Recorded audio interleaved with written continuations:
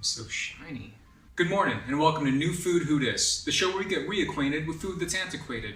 And today is a very special episode. I even dressed up for you. Still see the lines on the shirt from where it was in the package. Today we're not actually doing any cooking. Instead we're going to talk about the backbone of this channel, vintage cookbooks. Up until now, I've been relying on a single antique cookbook titled The Book of Tried Recipes, published circa 1900. If you'd like to learn more about this cookbook, just click the link somewhere above my head. And I gotta say, this book is a real treasure. But as I flip through its disintegrating pages for the 100th time, I realized I needed to mix things up and get some new vintage cookbooks. And please excuse all the bird chirping outside. I know it's annoying and I'm gonna kill them all after this video. So if you follow me on Instagram, you know that I kind of suck at it, but you'll also know that I recently took a trip to the absolutely stellar Liz Young bookseller in Brooklyn, New York. Anyhoodles, while I was there, I picked up two cookbooks. The first book is the recipe book of Hugon's Atora, the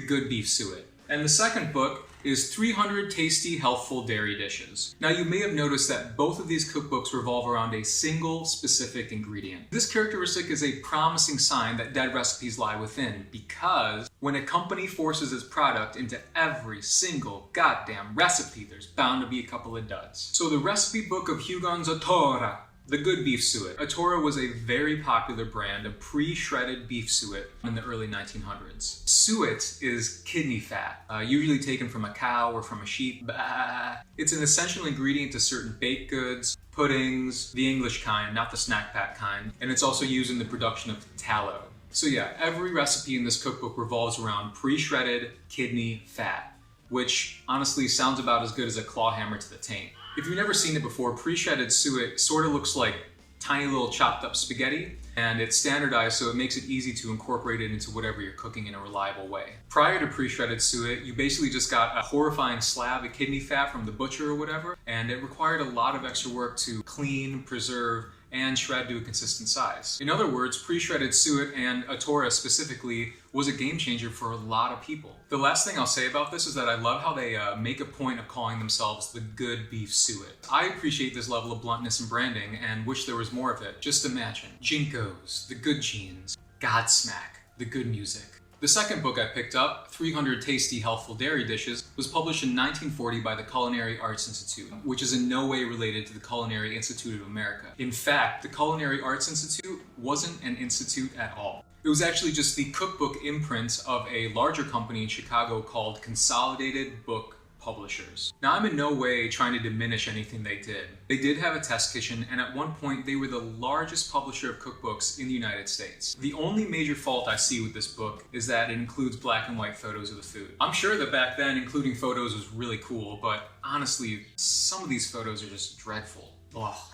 Look at this. Beef patties with cheese. This one is probably the worst. Can you see that? Yeah, let me get a couple of dog turds, one with cheese, one with not. And last, but certainly not least, I picked up a third cookbook in a thrift shop in a retirement town in Florida, aka the absolute best place to find old cookbooks and geriatric smell. Woo! It's all over this one. This here is the Woman's Day Encyclopedia of Cookery, Volume 7. It is the 7th book of a 12-volume set, first published in 1966, not to be confused with the 23-volume set that Woman's Day would later publish in 1979. It includes 740 recipes, as well as editorial type articles on a variety of topics, including this awesome one, simply titled Meat, by the GOD himself, James Beard. And I think this must have been an amazing resource for homemakers. One part cookbook, one part reference guide, one part food writing. Mwah! Highlights of this amazing book include the Kidney Tour of Europe, Korean Cooking, the Lemon Cookbook, you know, from when you're having a lemon party, and whatever this is. Now for me, the best part of this book is actually the photo spreads. Some of these are downright epic. Would you look at the length of that watermelon? Where's that emoji when you need it? And I'm excited to pour through these and get some new videos to you soon. I currently got a couple in the hopper, and soon I'll be the video plopper. That sounded better in my head. And in the meantime, be sure to check out my other videos and be sure to follow me on Instagram to witness an aging millennial try to figure out how Instagram stories work. P.S. It's a shit show. Until next time, baby.